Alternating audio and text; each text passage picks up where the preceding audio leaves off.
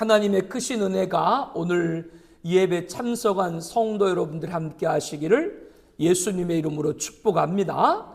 지난주일 말씀을 드리면서 성경이 모두 다 불타서 없어져도 로마서 8장만 있으면 구원받을 수 있을 것이다, 이렇게 한 성경학자의 이야기를 말씀해 드렸습니다. 우리는 성경이 모든 하나님의 진리인 것을 믿기 때문에 어떤 말씀이 더 좋고 어떤 말씀이 덜 좋고 그렇게 나누어서는 바람직하지 않습니다. 단지 로마서 8장을 놓고 그렇게 극찬하는 것은 그것이 대단히 은혜스러운 말씀이라는 것을 설명하는데 그 목적이 있는 것이죠. 그리고 로마서 8장을 즐겨 암송하신다는 한 목사님의 말씀도 여러분에게 진언했습니다. 이 말씀을 마음에 담고 생활하다 보면 새록새록 받는 은혜가 많습니다. 우리는 곤고한 인생의 여로를 힘겹게 걸어가는 나그네입니다. 갖가지 인생고로 인한 어두운 그림자가 시시때때로 우리를 향해 엄습해 옵니다. 그때마다 이 로마서 8장을 마음에 담고 깊이 묵상하면 힘과 용기를 얻을 수 있습니다. 제 경험을 통해 8장에 담긴 39절의 말씀이 우리가 겪는 갖가지 문제들에 대한 가히 전천후적인 대답이 된다는 것을 알고 있습니다. 믿음이 흔들릴 때, 하나님의 사랑이 의심스러울 때, 마음의 정욕이 발동할 때, 성령의 은혜가 의심날 때, 고독을 느낄 때, 기도에 응답이 오지 않을 때, 고통에 빠질 때, 소망이 흐려질 때 등 어느 경우를 막론하고 이 로마서 8장 말씀은 성령이 주시는 하나님의 응답이 됩니다 라는 감동적인 고백을 했습니다. 이런 의미에서 저와 여러분 모두가 로마서 8장 1절부터 39절까지를 12월 첫째 주까지 다 암송하기를 축복합니다. 암송하면 그냥 말겠어요? 그냥 말겠냐고. 요즘 금금금 하던데 모르지? 로마서 8장 1절부터 39절 말씀까지 한번 다 암송해 보시기를 다시 한번 주의 이름으로 축복합니다. 지난주일 말씀을 잠깐 요약을 할게요. 로마서 8장 1절에 그러므로 이제 그리스도 예수 안에 있는 자에게는 결코 정죄함이 없나니, 예수 믿는 우리를 이제는 어느 누구도 죄인으로 고소할 수 없다라고 하는 것이죠. 하나님도 우리를 죄인으로 보지 않는다라고 하는 겁니다. 이렇게 정죄받을 수 없는 결정적이고 실제적인 이유는 바로 성령입니다. 성령께서는 예수님이 십자가의 대속으로 이루신 제사함과 구원을 오늘 우리가 믿도록 해주시기 때문이죠. 그렇기 때문에 8장에서만 성령이란 단어가 무려 20번 나옵니다. 그래서 로마서 8장을 성령장 이렇게 부르기까지 합니다. 그만큼 성령이 충만한 말씀이요, 성령이 역사하는 말씀이요, 성령을 통해서 우리를 은총의 보좌 앞으로 인도하는 말씀인 것이죠. 그러므로 우리가 먼저 분명히 믿어야 될 것이 있습니다. 우리가 예수님을 영접하면 그 순간 우리 안에 누가 임재하세요? 성령께서 임하신다는 사실이죠. 사도행전 2장 17절에 하나님이 말씀하시기를 말세에 내가 내 영을 모든 육체에 부어주리니 너희의 자녀들은 예언할 것이요 너희의 젊은이들은 환상을 보고 너희의 늙은이들은 꿈을 꾸리라. 그때 내가 내 영을 내 남종과 여종들에게 부어주리니 그들이 예언할 것이요. 이렇게 말씀을 하셨죠. 약속하셨죠. 성령을 주신다고요. 예수 믿는 사람은 그러므로 예 없이 성령을 모시고 삽니다. 로마서 8장 9절에 만일 너희 속에 하나님의 영이 거하시면 너희가 육신에 있지 아니하고 영에 있나니 누구든지 그리스도의 영이 없으면 그리스도의 사람이 아니라. 예수 믿는 사람인가 아닌가를 판정하는 조건은 성령을 모셨느냐 모시지 않았느냐에 달려있다고 말씀하고 있습니다. 그리스도의 영이 없으면 그리스도 사람이 아니다 라고 말씀합니다. 성령은 우리를 죄와 사망의 법에서 해방시키므로 정죄당치 않게 합니다. 또한 성령은 우리가 이제 하나님이 원하는 거룩한 삶을 살도록 해주시기 때문에 우리가 정죄당치 않게 하시는 것이죠. 그러므로 우리는 육신을 따르지 말고 영을 쫓아야 됩니다.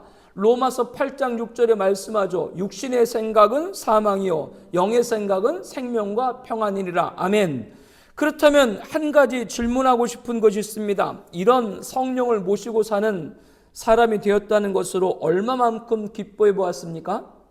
다시 말씀드리면 내 안에 성령이 계시어서 하나님의 거룩함을 닮아가는구나 하는 생각을 할 때마다 너무 좋아서 아무도 안 보는 데라면 춤이라도 출 것 같은 행복감에 젖어본 적, 성령님을 통해서 내가 하나님의 거룩한 삶을 살아가고 있구나, 이런 기쁨이 우리에게 얼마나 있는가라고 하는 것이죠. 이제 오늘 본문 12절에 그러므로 형제들아 우리가 빚진 자로 돼 육신에게 져서 육신대로 살 것이 아니니라. 이 12절도 그러므로 라고 시작하는데 이것은 앞서 말씀드린 1절부터 11절의 모든 것들을 다 연결해주고 이어지는 말씀입니다. 너희가 성령의 사람이 되지 않았느냐?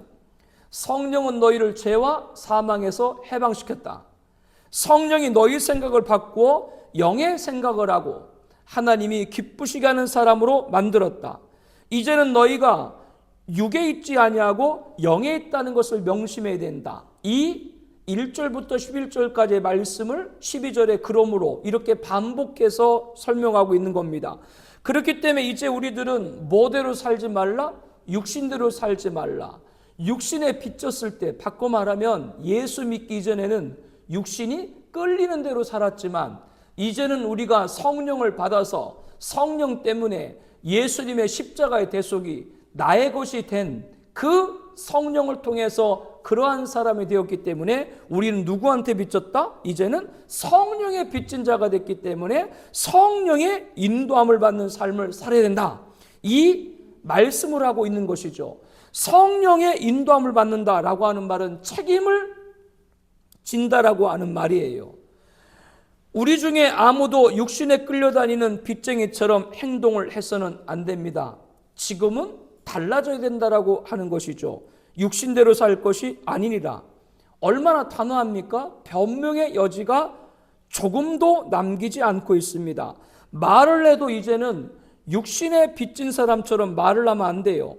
우리가 세상을 살면서 흔히 하는 말이 있죠. 이 험악한 세상을 살면서 죄를 안 짓고 살 수 있냐? 마음은 원이로되 육신이 약하도다. 이런 말들이 전부 다 육신에 빚진, 육신에 끌려다니는 말이라고 하는 것이죠.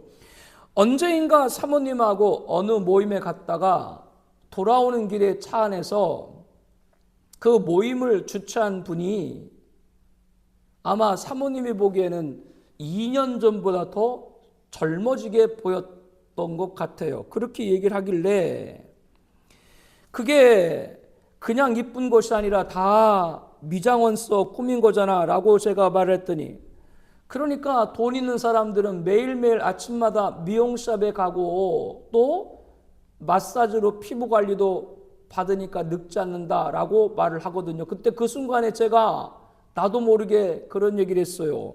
그러니까 돈이 최고라고 하나보다. 제가요, 말하고 나서 제 자신이 얼마나 실망스럽기도 하고 나도 은연중에 돈에 매여 있는 사람이 아닌가, 아직도 육신에 빚져 있는, 육신에 끌려 다니는 사람이 아닌가, 그런 생각을 하고 몹시 씁쓸했습니다. 분명한 것은 성령을 모시고 사는 사람은 이런 소리도 말조차도 나와서 안 된다라고 하는 것이죠. 만약 성령을 모시고 산다고 하면서 여전히 육신대로 살면 그 결과는 비참합니다. 13절에 말씀하죠. 너희가 육신대로 살면 반드시 죽을 것이로되, 반드시 죽는다라고 합니다. 이 말씀은 에덴 동산에서 하나님께서 아담을 세워놓고 선악과 먹는 날에는 반드시 죽으리라, 그 말씀과 똑같은 말씀이에요. 이것은 영적인 죽음과 또 지옥에서 멸망받는 영멸, 영원한 죽음을 전부 가리키는 말씀입니다. 그런데 여기 13절 너희가 육신대로, 그 너희가 누구예요? 이거는 예수 안 믿는 사람을 가리키는 것이 아닙니다. 믿는 사람입니다. 1절 로마서 8장 1절에 그러므로 그리스도 안에서 결코 정죄받을 수 없다. 하나님의 자녀들이죠. 그러니까 13절에 너희가는 누구예요? 하나님의 자녀, 성도, 믿는 사람이지 불신자가 아닙니다. 그러므로 무슨 일이 있어도 다시 죽을 수 없는 성도들을 이제는 죽는다, 이렇게 얘기를 하니까 이게 모순같이 들린다라고 하는 것이죠. 왜냐하면 로마서 1장 8절에는 그리스도 안에는 결코 정죄함이 없다. 정죄함이 없다 그 말은 죽지 않는다 그 말인데 13절에는 육신대로 살면 반드시 죽을 것이라. 도대체 왜 앞뒤가 맞지 않는 말처럼 보이는가? 여기에는 엄한 경고가 담겨 있습니다. 이 자리에서 우리가 한번 스스로를 생각해 볼 때요, 예수 믿는다고 합니다. 성령을 모시고 있느냐라고 하면 아멘, 그렇게 대답을 합니다. 그런데 세상에 나가면 여전히 육신대로 사는 사람처럼 행세합니다. 만나면 뭐 얘기부터 해요? 만나면 뭐부터 얘기해요? 돈 이야기하는 것, 그것이 낙이죠. 조금만 더 깊게 말을 하면 자기만 알고 자기만 위하는 사람인 것을 느낄 수가 있습니다. 지난번에 명절 됐잖아요. 추석 명절. 누가 통화하는데 옆에서 들으니까 그러대. 이제 아이들 한 명 한 명씩 용돈 주는 게 귀찮아가지고 그 자녀들이 오면은 가정별로 100만 원씩 준대. 그 돈을 얼마를 준비해야 돼? 그 명절에. 가정별로 100만 원씩 그냥 주고, 그게 자랑이야 아니면 겸손이요? 돈. 그러니까 뭐 애들이 좋아하나 보죠. 어떤 경우는 예수님 믿음이니라고 말을 할 때도 그 밑바닥에는 돈, 자기중심적인 사고가 깔려 있는 것, 이것이 바로 뭐라고 말씀을 드리는 거예요? 아직도 육신대로 사는, 육신에 짓고 있는 것이다 라고 여러분에게 예로 말씀을 드립니다. 듣기가 좀 거북하지만 이런 사람이 있다고 가정에 볼 수가 있는 것이죠. 사실은 교회 안에서도 한둘이 아닙니다. 입으로 성령이 계시네, 할렐루야 함께 계시네, 목청 높여 찬송을 한다고 그 사람이 성령의 사람이다, 그렇게 말할 수 있는 것이 아니라, 그렇다 아니다, 단정해서 저 사람이 성령의 사람이다 아니다, 이렇게 단정해서 말하는 것은 어렵지만 만약에 그렇다면 문제가 있는 건 사실이라고 하는 것이죠. 이런 사람을 향해서 하나님께는 반드시 죽는다라고 말합니다. 로마서 11장 20절 21절에도 비슷한 경고를 하고 계신데요. 옳도다, 그들은 믿지 아니함으로 꺾이고 너는 믿음으로 섰느니라. 높은 마음을 품지 말고 도리어 두려워하라. 하나님이 원가지들도 아끼지 아니했은즉 너도 아끼지 아니하시리라. 하나님께 선택했던 이스라엘을 원가지로 비유를 하고 있는 거예요. 그런데 이 원가지인 이스라엘이 하나님 뜻대로 살지 않고 자꾸 거여가니까 하나님이 어떻게 했어요? 아끼지 아니하고 도끼로 찍어버렸다 라고 하는 겁니다. 그러면 저와 여러분, 우리 이방인들은 이스라엘과 비교할 때 어떤 존재입니까? 접붙임을 받은 가지다 라고 이렇게 말씀을 하고 있죠. 그래서 하나님은 말씀하는 거예요. 하나님이 순종하지 않은 원가지 이스라엘도 아끼지 않고 찍어 내버렸는데, 접붙임 가진 너희 이방인들, 너희들은 예수 믿는다고 하면서 성령을 따라 살지 않으면 그대로 둘 것 같으냐, 그런 경고의 말씀인 것이죠. 그러므로 성령의 사람은 육신대로 살면 반드시 죽습니다. 그러나 성령의 사람이 죽지 않죠. 저와 여러분들이 성령의 사람인데 왜 죽어요? 안 죽는데 왜 죽는다, 이렇게 말씀했냐? 그것은 진짜 성령 받은 사람은 뭐요? 육신대로 살지 않는다, 이것을 강조하는 것이 본문의 참 의미라고 하는 것이죠. 그렇다면 우리가 성령으로 사는 증거를 날마다 행동으로 입증할 수가 있어야 됩니다. 왜 그런고 하면 성령은 항상 우리를 분명한 행동으로까지 인도하시기 때문입니다. 로마서 8장 14절을 보면 무릇 하나님의 영으로 인도함 받은 사람은 이라고 말씀을 하고 있습니다. 여기서 무릇 하나님의 영, 성령으로 인도함 받다, 이 인도함 받다라고 하는 건 헬라어로 아고나야, 아고나라고 하는 것은 강제로 끌다라고 하는 뜻이에요.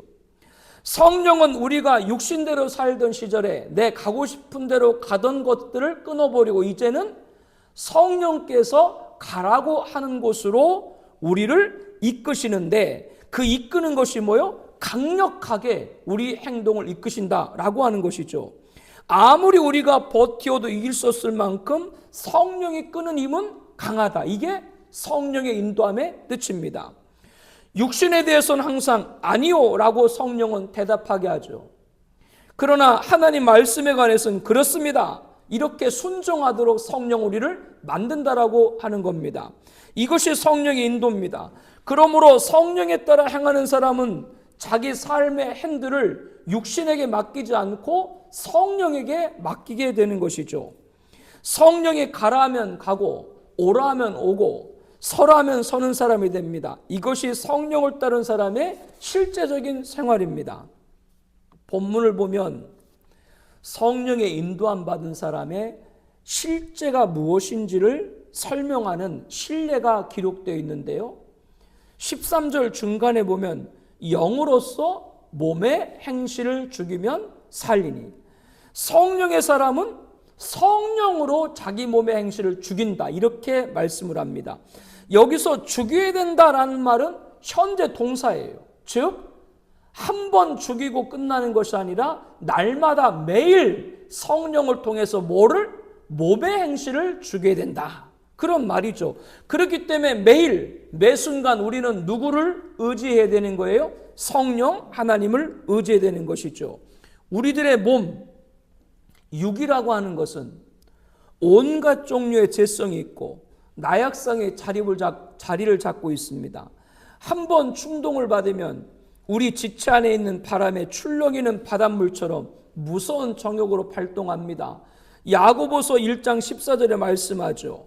오직 각 사람이 시험을 받는 것은 자기 욕심에 끌려 미혹됨이니, 누구나 욕심에 끌려 잘못될 수 있다라고 하는 가르침입니다. 이것이 우리 몸이 가지고 있는 약점이에요. 이 육신을 갖고 있다는 자체가 이렇게 죄에 빠질 수밖에 없는 그런 유혹과 나약에 있다라고 하는 겁니다. 우리가 욕심대로 따르면 몸의 행실이라는 것들이 나타납니다. 몸의 행실은 곧 죄를 가리키는 거죠. 단순히 죄 그럴 때 이것을 행동만 가리키는 게 아닙니다. 언행심사 모든 것이 이 죄, 몸의 행실에 포함됩니다. 생각으로 짓는 죄, 말로 짓는 죄, 행동으로 짓는 죄, 계략으로 짓는 죄, 습관으로 짓는 죄, 이 모든 것이 다 몸의 행실, 죄에 속하는 거예요. 성령의 사람은 이래서는 안 된다라고 하는 걸 말씀하는 것이죠. 이런 것들이 고개를 들 때마다 어떻게 해야 됩니까? 죽여야 된다. 성령으로 몸의 행실을 죽여야 된다.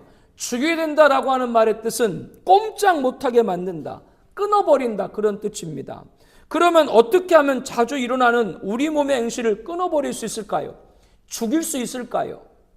구체적인 방법이 있습니다. 흔히 이 몸의 행실을 죽이려고 할 때 가장 먼저 우리가 떠오르는 방법은 뭐예요?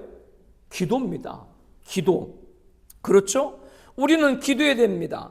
당연히 기도해야 되고 무시로 성령 안에서 우리가 기도해야 됩니다. 다니엘 기도에 21일 동안 우리가 매일 밤 8시에 나와서 기도하고 있는데요.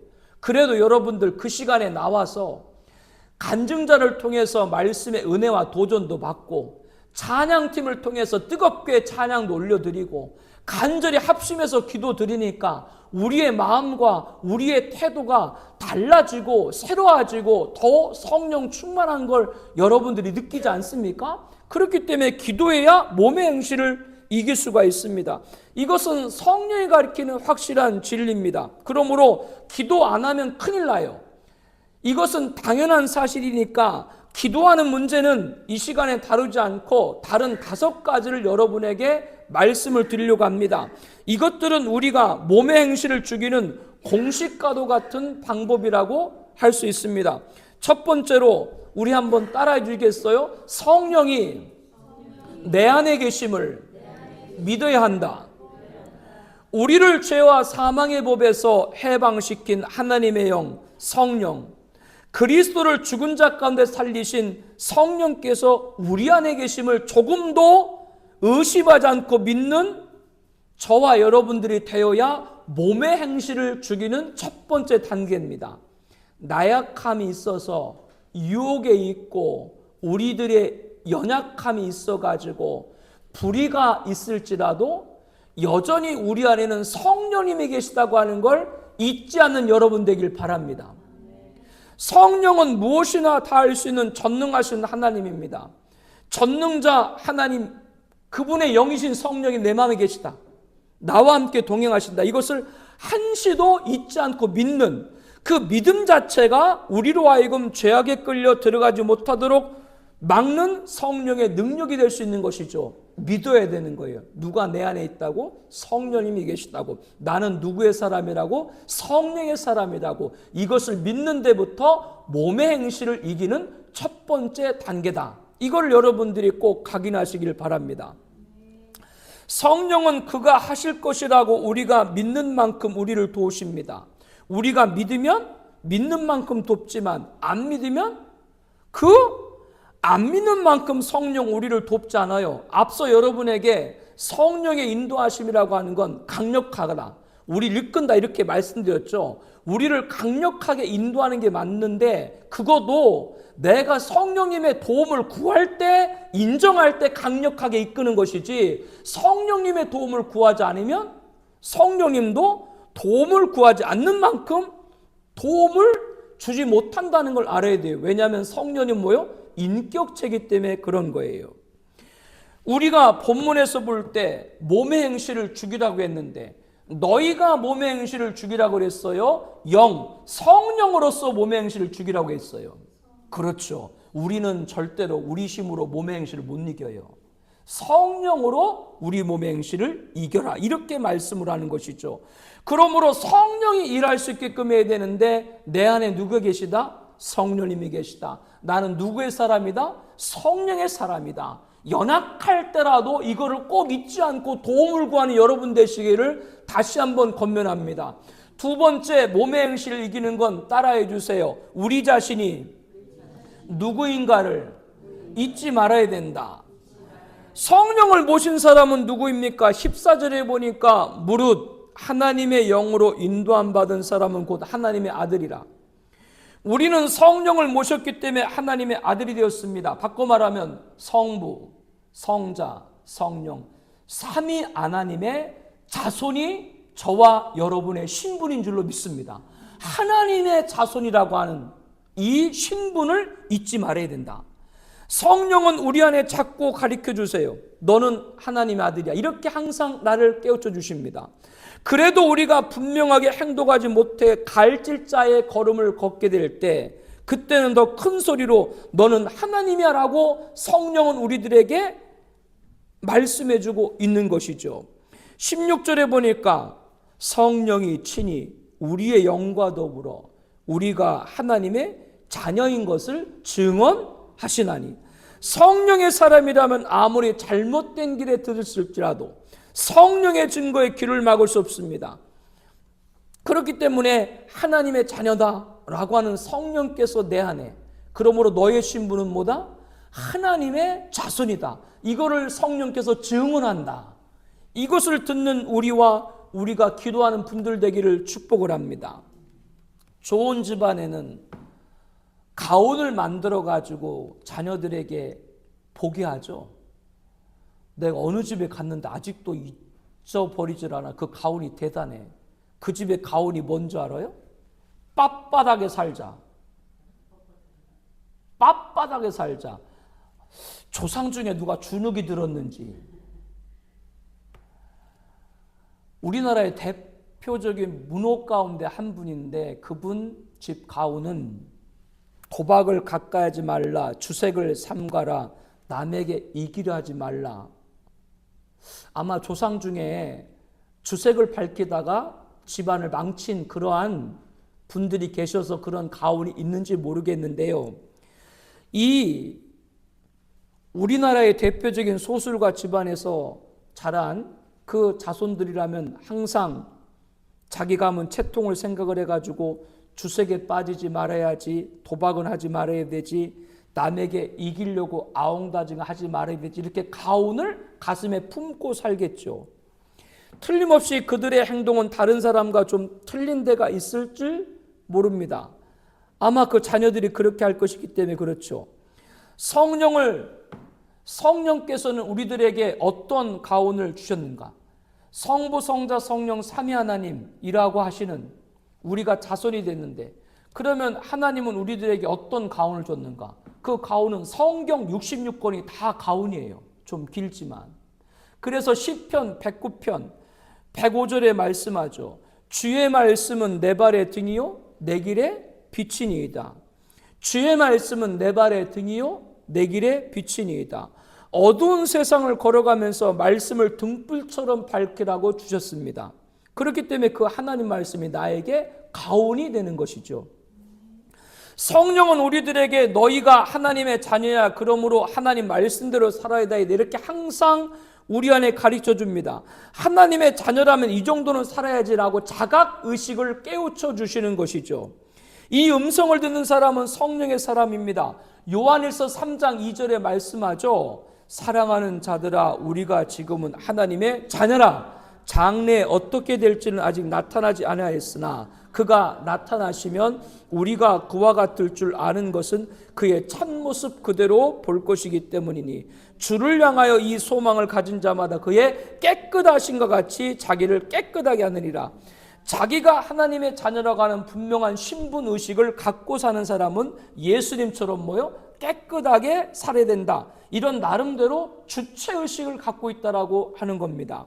이 주체의식을 분명히 가지면 우리는 몸의 행실을 이길 수가 있는 것이죠. 세 번째는 유혹, 따라서 유혹 앞에서 단호한 태도를 취해야 됩니다. 우리 안에 거하시는 성령은 유혹이 다가올 때 단호한 태도를 취하게 하십니다. 애매하거나 적극성이 없는 그런 태도를 성령은 기뻐하지 않으세요. 안 돼 라고 말할 때 안 돼 라고 말할 수 있어야 됩니다. 이래도 괜찮을까? 꼭 죄라고 할 수 있을까? 이렇게 애매한 말을 해서는 안 됩니다. 솔직히 우리 모두에게는 스스로 약하다라고 생각하는 것이 한두 가지가 다 있습니다. 어떤 사람에게는 이성에 약한 사람, 노는 데 약한 사람, 체면에 약한 사람, 과시에 약한 사람, 친구에 약한 사람. 친구 따라 어디 가요? 그런데 그뿐인가? 친구 따라서 도박하다가 패가 망신한 사람들이 한두 사람이 아니죠.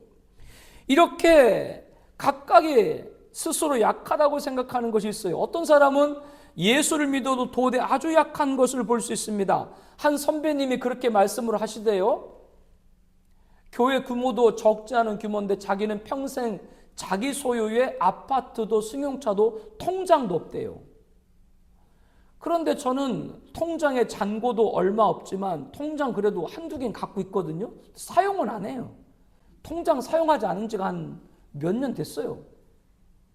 통장도 없어요. 지금은 사용하는 것이. 계정이 다 중지가 됐어요.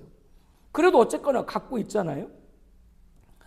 자신의 약점이 무엇인지 잘 알면서 그 약함을 사용해서 접근하는 유혹을 놓고 마치 손에 가지고 놀듯이 행동하면 안 된다라고 하는 것이죠. 미끼를 보고 그 근방을 뺑글뺑글 도는 물고기처럼 행동하면 안 된다고 성령은 말합니다. 빨리 돌아서라. 위험한 곳에는 근처도 얼씬하지 마라. 도망가라. 안 돼 하고 소리칠 때 우리 안에 계시는 성령 그렇게 말씀하고 계시는 것이죠. 욥 여러분 아시죠? 욥을 모르는 사람은 없죠. 그는 정말로 하나님의 사람이었습니다. 그런데 그럼에도 불구하고 자기 몸의 행실을 초전에 박살내기 위해서 행동의 원칙으로 정한 것이 있습니다. 그것이 뭔가? 욥기서 31장 1절에 보니까요. 내가 내 눈과 약속하였나니 어찌 처녀에게 주목하랴. 이 말은 어찌 처녀에게 주파를 던지라 라는 뜻이거든요. 아마 욥은 아름다운 여성에게 좀 약했는지 모릅니다. 돈 많은 사람들이 좀 그런 경향이 있죠. 욥은 부자니까 아름다운 여성을 보면 나름대로 가까이 하고 싶은 욕망이 자기에게 있었는지 모르겠어요.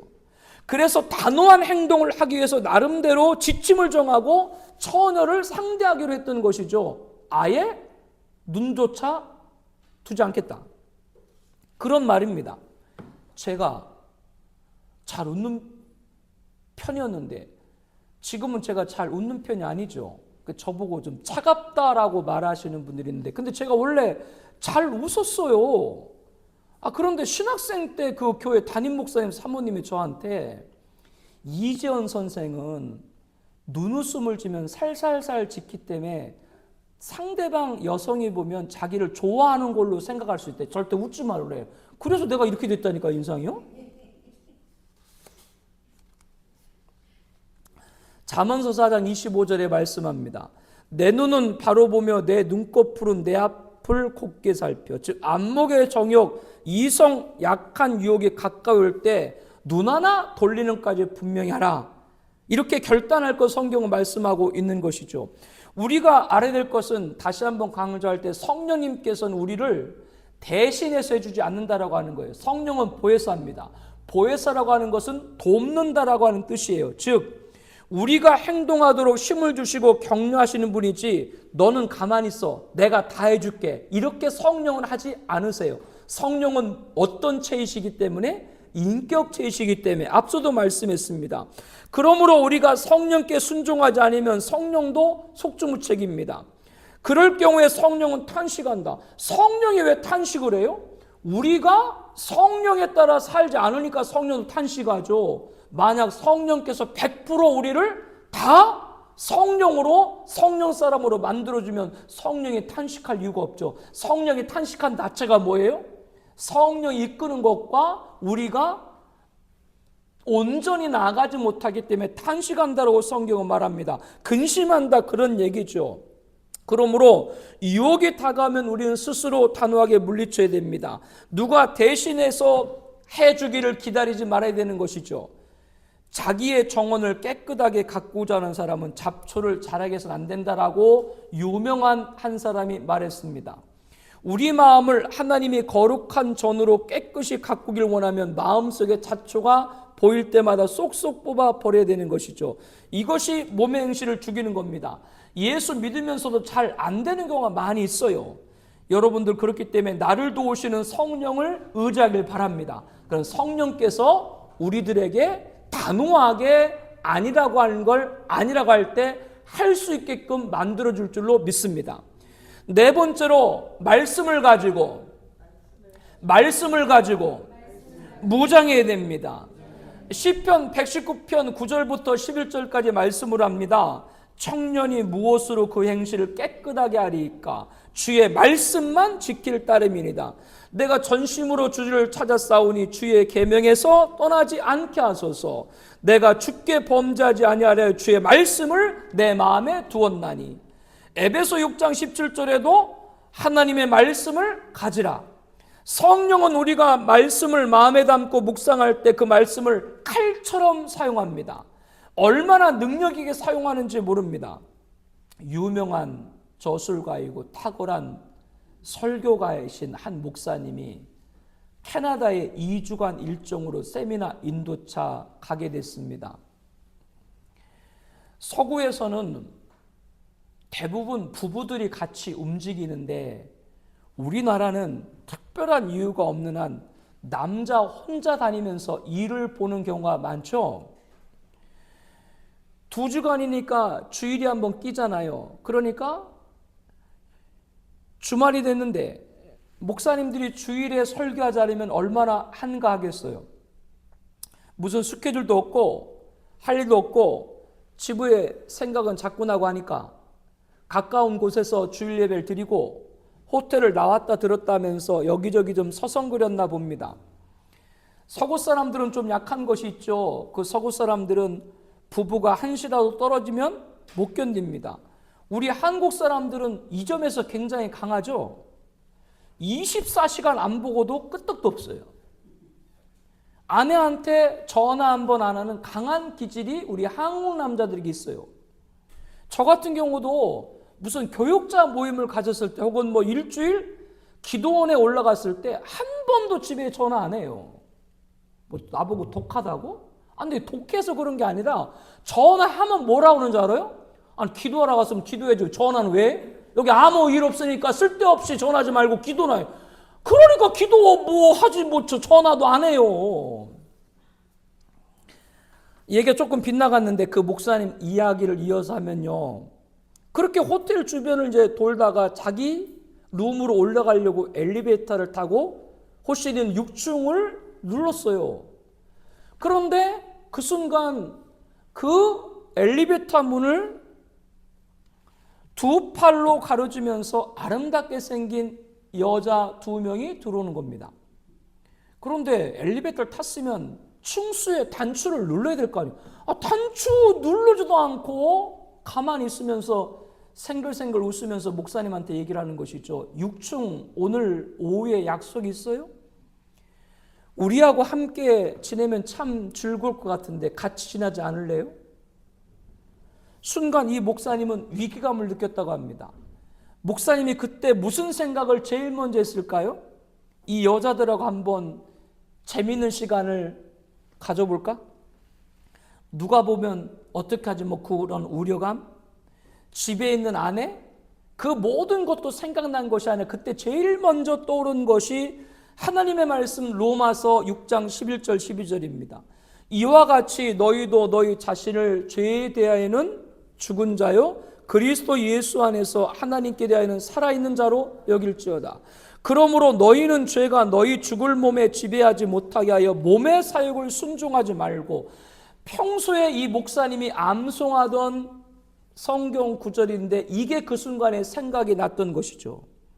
그래서 자기도 모르게 엘리베이터가 올라갈 때 3층 버튼을 누르고 순식간에 밖으로 나가서 그 여인들을 향해서 안녕히 가세요. 나는 여러분들이 던지는 그 제안에 아무 흥미가 없습니다. 라고 단호하게 뒤돌아섰다라고 합니다. 하나님 말씀이 유혹 앞에서 얼마나 대단한 위력을 발휘하는가를 볼 수 있는 한 대목이죠.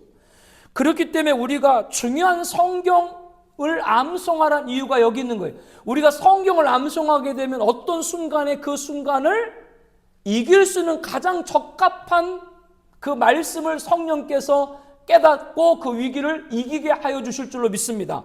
그렇기 때문에 로마서 8장 1절부터 39절까지 암송해야 돼요? 안 해야 돼요? 암송하는 자는 그 위력을 알게 될 것입니다. 마지막으로 몸의 행실을 이기기 위해서는 영원한 영광을 바라봐야 됩니다.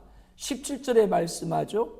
자녀이면 또한 상속자 곧 하나님의 상속자요 그리스도와 함께한 상속자니 우리가 그와 함께 영광을 받기 위하여 고난도 함께 받아야 할 것이니라.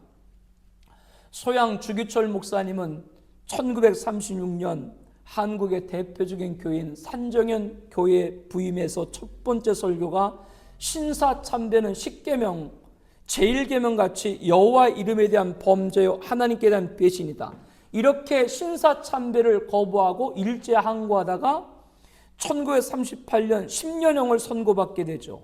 의성경찰서에서 7개월간 모진 고문 가운데 고초를 겪으시다가 잠시 풀려난 1939년 2월 첫째 주일 임박한 당신의 죽음을 목도하면서 강단에 올라 나는 바야흐로 죽음의 직면에 있습니다.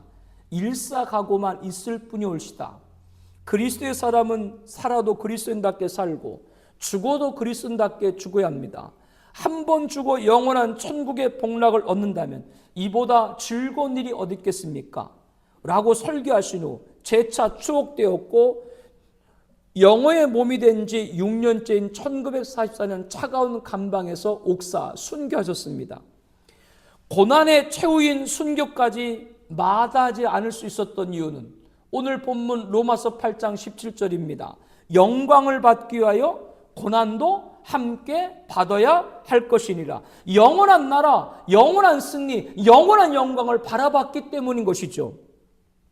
성도님들 가운데도 직접 보신 분들도 있겠습니다만 저는 WCC, 로잔, WE, 배교하는 일에 맡고자 일선에서 사역하는 목사입니다.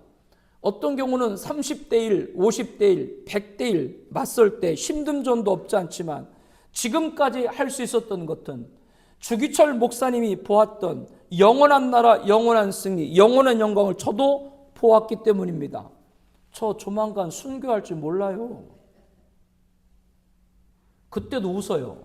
지금처럼. 나 천국 갔으니까 걱정하지 말고. 성령의 사람은 영원한 걸 바라보게 되는 것이죠. 사랑하는 성도 여러분, 이렇게 5가지로 무장해서 몸의 행실을 죽이는 사람은 기가 막힌 행복이 따라옵니다. 15절에 너희는 다시 무수하는 종의 영을 받지 아니하고 양자영을 받았으므로 우리가 아빠 아버지라고 부르짖느니. 얼마나 좋은 말씀입니까? 아빠 아버지. 여러분, 이제 하나님은 우리가 종이 주인을 무서워하듯 이제 몸의 행실을 성령으로 이긴 사람은 하나님이 두려운 존재가 아니에요. 마치 아기가 아빠를 부르듯 하나님을 어떻게 아빠 아버지로 부를 수 있는 자가 된 줄로 믿습니다. 부르짖는다, 아빠 아버지로 부르짖는다라고, 이 부르짖는다 이 말은 내 감정을 담고 소리내어 부르는 겁니다. 끈질기게 재촉하는 겁니다. 좋아서 부르는 소리고, 반가워서 터져나오는 소리고, 급해서 찾는 소리고. 그러므로 아빠 아버지는 부르짖는 것만, 소리 지르는 것 말하는 것이 아니라 우리의 찬송도 아빠 아버지고, 행복해서 이름을 부르는 것이 다 이 아빠 아버지에 들어가 있는 거예요. 이제 하나님 우리에게 함께 하시는 가장 친근한 하나님. 왜? 성령의 사람으로 성령으로 몸의 행실을 이겼기 때문이죠. 다니엘 기도의 6일째 간증자는 와플대학 창업자 손정희 장로님입니다. 와플대학에서 와플 한 번씩은 다 드셔봤죠. 그분은 그 자리기까지 젊은 시절에 파산해서 모든 걸 잃고 리아카를 끌고 붕어빵 장사를 해야 했습니다. 그런데 어떤 계기로 자기가 팥을 싫어해서 고구마를 갈아 넣어서 붕어빵을 만들었는데 그게 대학생들이 먹으면서 호응이 좋으니까 그 후로 여러 맛을 개발해서 붕어빵으로 대박이 났어요. 그 전에 그는 딸의 인도로 동네 근처에 가까운 교회 갔습니다. 개척교회였어요. 아무 돈이 없으니까 무엇을 할까? 할 게 없어 청소부터 했습니다. 화장실 청소. 담임 목사님이 우리 교회 화장실은 밥풀이 떨어져도 주워 먹을 수 있다라고 할 정도로 깨끗이 했어요. 그리고 딸이 엄마 나도 교회에 1천만 원 헌금하고 싶어. 아니 500만 원 지금 보증금에 월세로 살고 있는 1,000만 원이 어디 있어요? 하나님 앞에 기도했는데 하나님이 한 번에 1,000만 원은 드릴 수 없지만 매 예배마다 10,000원을 드려라. 그렇게 계산을 해보니 일주일에 모든 새벽 예배, 주일 예배, 주일 오후 예배, 수요 예배, 금요 예배니까 한 주에 13번 예배가 되는 거예요. 13번 예배 될 때마다 붕어빵 장사해서 거기 현금을 갖다가 10,000원씩 드리니까 2년 만에 1,000만 원이 다 드리게 된 것이죠. 그리고 그렇게 하나님과 함께 하면서 붕어빵이 겨울에 잘 됐는데 봄이 넘어가고 5월이 되니까 장사가 안 되죠. 이게 어떻게 할까 그러다가 딸이 땅콩크림 뭐 이런 걸 좀 사달라고 이렇게 남았는데 아까워서 버리지 않고 그거를 반죽 안에 넣고 빚고 시작했는데 그것이 맛이 너무너무 좋은 거예요. 그래서 그거를 12가지 성경의 12제자를 따서 12가지 맛을 만들어 가지고 와플을 팔았는데 그게 대박이 나서 지금은 300여 개의 매장을 갖고 있는 대표가 되었죠. 근데 그분이 여러분들 그 말한 거 기억나요? 자기가 모든 걸 잃고 파산해서 나락으로 떨어질 때도 자기에게는 뭐요? 아빠 아버지. 자기가 지금 정상에 있을 때도 뭐요? 자기에게는 아빠 아버지. 손장로님에게는 항상 하나님이 함께 계시다. 아빠 아버지 그렇게 불렀다라고 간증에 말한 걸 들은 분도 계실 줄로 압니다. 거기에서는 하나님이 사랑받는 기쁨이고 자유함이고 평안함이고 우리에게 이게 항상 있다는 아빠 아버지 성령의 사람, 성령으로 몸의 행실을 이긴 사람이 부르는 것이죠. 11월 23일은 추수감사주일입니다. 무엇을 감사해야 되는가? 하나님을 아빠 아버지로 부를 수 있는 그 한 가지만이라도 감사할 수 있는 우리가 될 줄로 믿습니다. 날마다 이 사실을 감사하고 감사하는 삶을 사는 오늘 이 말씀에 복된 은혜가 충만한 여러분 되시기를 예수님의 이름으로 축복합니다. 우리 함께 통성으로 기도하겠습니다. 우리 기도 제목 함께 읽도록 하겠습니다. 성령의 몸으로 행실을 죽이시는 첫째, 성령이 내 안에 계심을 꼭 믿어야 됩니다.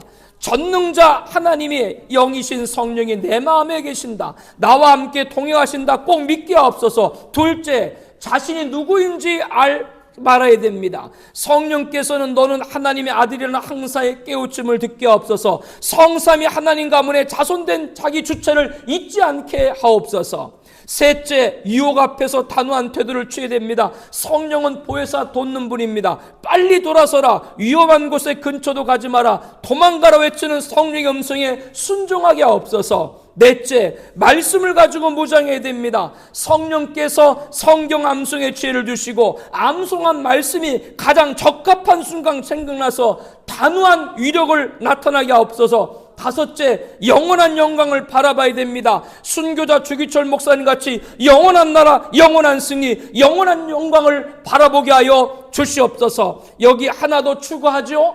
이렇게 성령으로 몸의 행실을 이긴 사람은 하나님을 누구로? 아빠 아버지로.